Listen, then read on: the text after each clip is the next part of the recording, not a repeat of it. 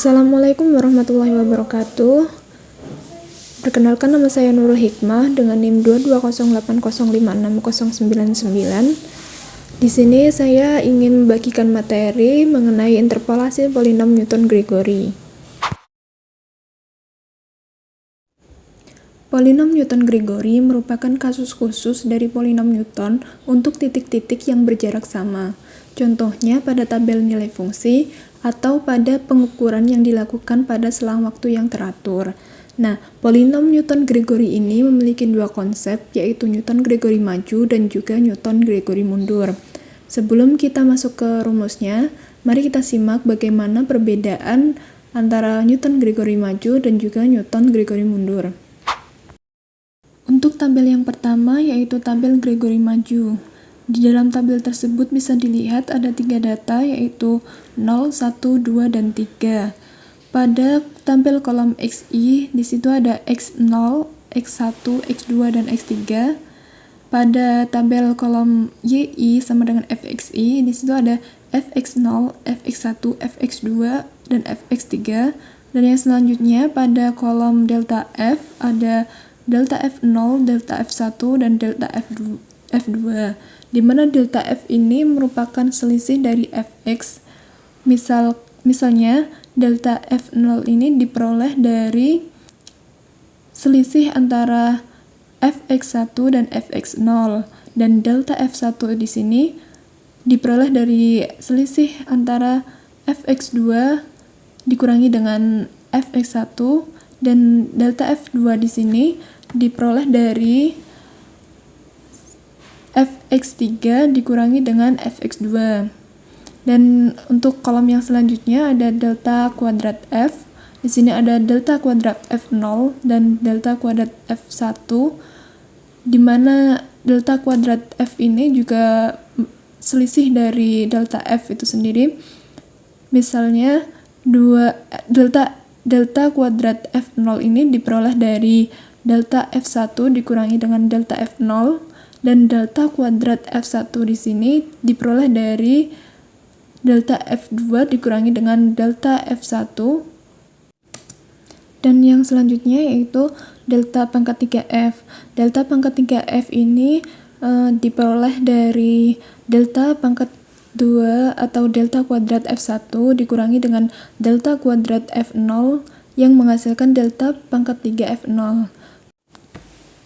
Kemudian XI sama dengan X0 ditambah IH, di mana I sama dengan 0, 1, 2, 3, sampai dengan N. Untuk tabel interpolasi Gregory mundur yaitu memiliki perbedaan dengan Gregory maju. Teman-teman bisa melihat atau mengamati bagaimana perbedaan tersebut. Nah, perbedaan kedua tabel tersebut terletak pada urutan interpolasinya, akan tetapi untuk bentuk selisihnya tetap sama. Nah, untuk persamaan dari kedua tabel tersebut terdapat pada nilai X yang diinterpolasikan. Kedua tabel Gregory tersebut memiliki X yang diinterpolasikan yang sama, yaitu X sama dengan X0 ditambah SH, dengan S adalah elemen bilangan real. Kemudian S sama dengan X dikurangi X0 per H, di mana H yaitu H sama dengan X1 dikurangi dengan X0. Untuk rumus bentuk umum Newton-Gregory di sini bisa kita lihat bahwa antara Gregory maju dan Gregory mundur di sini hampir sama, hanya saja berbeda pada nilai positif dan juga negatifnya. Pada Gregory maju di sini S dikali dengan S-1 dikali dengan delta kuadrat F0 per 2 faktorial, sedangkan pada Gregory mundur diganti dengan penjumlahan, yaitu S dikali S plus 1 dikali delta kuadrat F0 per 2 faktorial, dan begitupun dengan seterusnya, di mana F beda terbagi hingga X1, X0 sama dengan Fx1 min Fx0 per X1 min X0 sama dengan delta pangkat 1 atau delta F0 per 1 faktorial dikalikan dengan H. Begitupun juga sampai hingga f beta terbagi hingga xn sampai dengan x1, x0 sama dengan delta pangkat n kali fx0 per n faktorial h pangkat n sama dengan delta pangkat n f0 dibagi dengan n faktorial dikali dengan h pangkat n. Nah, untuk lebih memahami materi kali ini, kita akan berlatih dengan contoh soal yaitu yang di sini pertanyaannya yaitu carilah nilai aproksimasi fungsi f(a)x saat x sama dengan 0,5 menggunakan interpolasi beda hingga Gregory Newton dari data tabel berikut ini, di mana x sama dengan 0, fx sama dengan 7, x sama dengan 1, fx sama dengan 2, sampai x sama dengan 4 dan fx sama dengan 47. Di sini kita akan mencoba menyelesaikan soal berikut dengan menggunakan metode Gregory maju. Untuk menyelesaikan soal tersebut, pertama-tama kita menentukan nilai h, di mana nilai h yaitu x1 min x0. Nah, x sama dengan 0,5 itu terletak di antara 0 dan 1, sehingga x1 sama dengan 1 dan x0 sama dengan 0, maka diperoleh h sama dengan 1.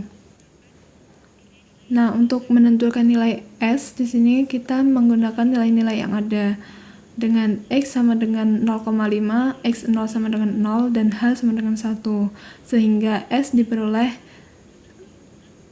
0,5. Nah, untuk langkah selanjutnya kita bisa menggunakan perhitungan tabel. Di sini kita masukkan saja nilai x dan juga fx-nya seperti pada tabel dalam soalnya, sehingga kita bisa mendapatkan kolom pada delta f di sini min 5, 1, 13, dan 31. Seperti yang sudah saya sampaikan pada awal, bahwa delta f ini bisa didapatkan dari selisih fx-nya. Di sini min 5 diperoleh dari 2 dikurangi dengan min 7 sehingga menghasilkan min 5, dan 1 dihasilkan dari 3 min 2, begitu juga dengan seterusnya.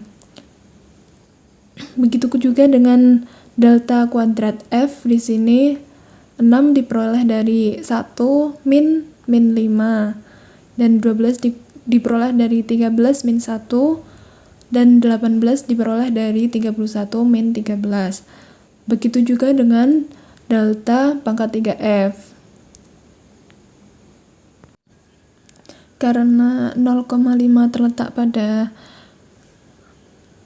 antara 0 dan 1, maka kita mengambil nilai untuk memenuhi rumusnya yang akan kita hitung nanti.